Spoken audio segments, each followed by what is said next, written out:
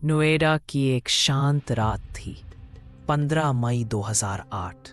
Doctor Rajesh तलवार और उनकी पत्नी नुपुर तलवार अपने फ्लैट में सो रहे थे। उनकी 14 साल की बेटी आरुषि अपने कमरे में थी। सब कुछ सामान्य लग रहा था, लेकिन कुछ घंटे बाद वो घर जो कभी हंसी की आवाजों से भरा रहता था, खामोश हो चुका था। सुबह लगभग 6 बजे नुपुर ने आरुषि के कमरे का दरवाजा खटखटाया। दरवाजा अंदर से बंद था। उन्होंने सोचा कि शायद आरुषि अब भी सो रही है, लेकिन जब उन्होंने ध्यान से देखा तो दरवाजे के नीचे से खून की हल्की धार बहती दिखाई दी। दिल थम गया। राजेश ने दरवाजा तोड़ा। अंदर आरुषि अपने बिस्तर पर मृत पड़ी थी। उसकी गर्दन पर गहरा कट, तकिए पर खून के धब्बे और चारों तरफ सन्नाटा। नुपुर चीख उठी। राजेश ने पुलिस को फोन किया, लेकिन पुलिस के आने से पहले ही पड़ोसी और नौकरानियां इकट्ठा हो गईं। सबका पहला सवाल था, हेमराज कहाँ है? हेमराज, वो नेपाली नौकर जो कई सालों से घर में काम करता था, वो गायब था। पुलिस आई। पहला शक हेमराज पर ही गया। कहा गया, वही कातिल है जो हत्या करके भाग गया। मगर कहानी इतनी सीधी नहीं थी। अगले दिन सुबह घर की छत से बदबू आने लगी। एक पड़ोसी ने कहा, दरवाजा खोलो। जब छत का दरवाजा खोला गया तो सबके होश उड़ गए। वहां उसी हेमराज की लाश पड़ी थी, जिसे सब कातिल समझ रहे थे। वो खुद मारा गया था। अब ये केस रहस्य बन चुका था। पुलिस ने चारों ओर से जांच शुरू की। कमरे के दरवाजे अंदर से बंद थे, खिड़कियां जालीदार थीं। बाहर से जबरन घुसने का कोई निशान नहीं था। तो फिर ये हत्या किसने की? पुलिस ने घर के हर कोने की तलाशी ली। कुछ शराब की बोतलें मिली, एक सर्विस बेल, कुछ टूथब्रश और कंप्यूटर की हार्ड डिस्क, पर कोई ठोस सबूत नहीं मिला। मीडिया ने केस पकड़ लिया। हर चैनल पर एक ही हेडलाइन थी, Noida double murder mystery, Aarushi और हेमराज का कत्ल किसने किया? लोगों के बीच अफवाहें फैलने लगी। किसी ने कहा माता पिता ने किया, किसी ने कहा किसी बाहरी ने, पर सबूत किसी के पास नहीं था। राजेश और नुपुर पर गहरी नजर रखी जाने लगी। उनके हाव भाव, उनके आंसू, हर चीज को मीडिया ने शक की नजर से देखा। लोगों ने कहा, रो नहीं रहे हैं, जरूर कुछ छुपा रहे हैं। मगर सच्चाई सिर्फ वो दोनों जानते थे। घर में उनकी बेटी की मौत हुई थी और पुलिस उन्हें ही शक की निगाह से देख रही थी। कुछ दिनों बाद सीबीआई को जांच सौंपी गई। सीबीआई की पहली टीम का नेतृत्व किया अधिकारी अरुण कुमार ने। उन्होंने जब घर का निरीक्षण किया तो पाया कि पुलिस ने शुरुआती जांच में कई गलतियां की थीं। क्राइम सीन को सुरक्षित नहीं रखा गया था। कई लोग कमरे में घूम चुके थे, जिससे सबूत मिट चुके थे। फिर भी टीम ने जो कुछ बचा था उसे इकट्ठा किया।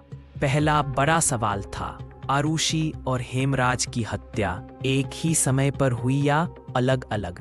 पोस्टमार्टम रिपोर्ट में लिखा था कि दोनों की मौत रात करीब 12 से 1 बजे के बीच हुई, यानी हत्या एक ही रात लगभग एक ही समय में हुई थी। सीबीआई ने पाया कि घर का दरवाजा बाहर से नहीं, अंदर से बंद किया गया था। तो अगर कोई बाहरी आया भी था तो वह बाहर कैसे गया? सीबीआई ने घर के नौकरों से पूछताछ की, कृष्णा, राजकुमार और विजय मंडल से।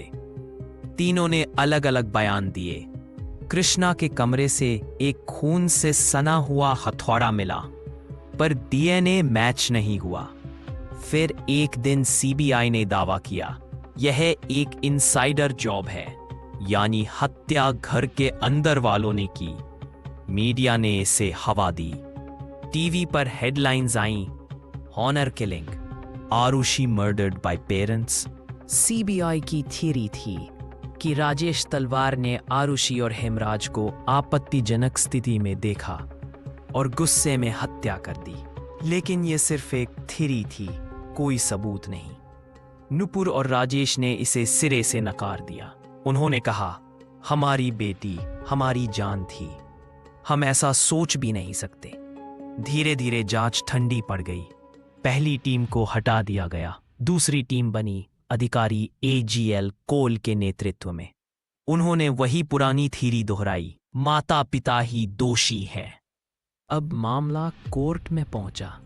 हर सुनवाई में मीडिया मौजूद रहता। हर तस्वीर, हर खबर हेडलाइन बनती। लोगों ने इस केस को एक इमोशनल ड्रामा बना दिया था।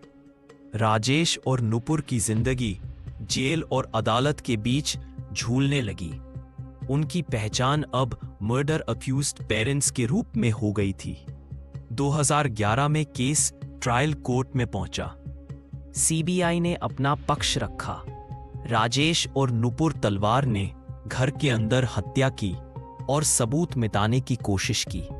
डिफेंस ने कहा, कोई फोरेंसिक प्रूफ नहीं, कोई मर्डर वेपन नहीं, कोई विटनेस नहीं। कोर्ट में सबूतों की कमी साफ दिखाई दे रही थी, लेकिन फिर भी CBI का दबाव और जनता का शोर इतना ज्यादा था कि केस एक अंधे मोड़ पर चला गया। राजेश और नुपुर दोनों को गिरफ्तार कर लिया गया। समाज दो हिस्सों में बंट गया। एक तरफ वो लोग जो कहते थे पेरेंट्स ही दोषी हैं, दूसरी तरफ वो जो कहते थे CBI ने गलत लोगों को फंसाया। जेल में दिन लंबा लगता था। राजेश ने जेल में ही कैदियों का दंत चिकित्सक बनकर काम शुरू कर दिया। नुपुर हर दिन आरुषि की डायरी पढ़ती और उसकी तस्वीर से बातें करती। एक दिन उन्होंने लिखा, हम सिर्फ इंतजार कर रहे हैं उस दिन का जब कोई हमारी बात सुनेगा। 2013 में अदालत ने फैसला सुनाया। कोर्ट ने कहा, राजेश और नुपुर तलवार दोषी हैं।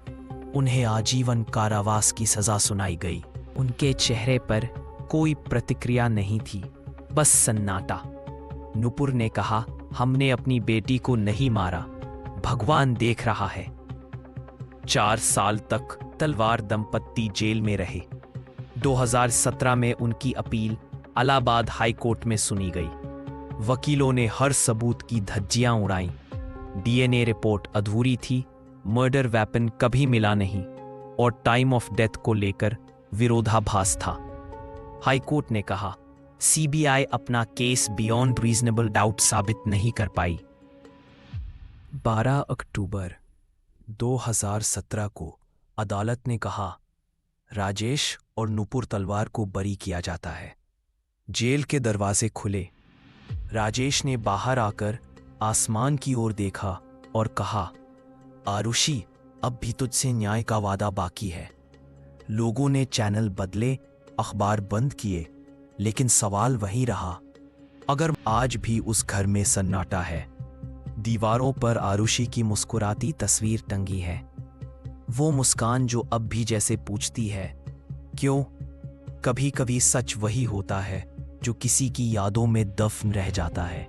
आरुषि और हेमराज का सच भी वही दफन है, वक्त की तहों में और एक अनकहे दर्द में।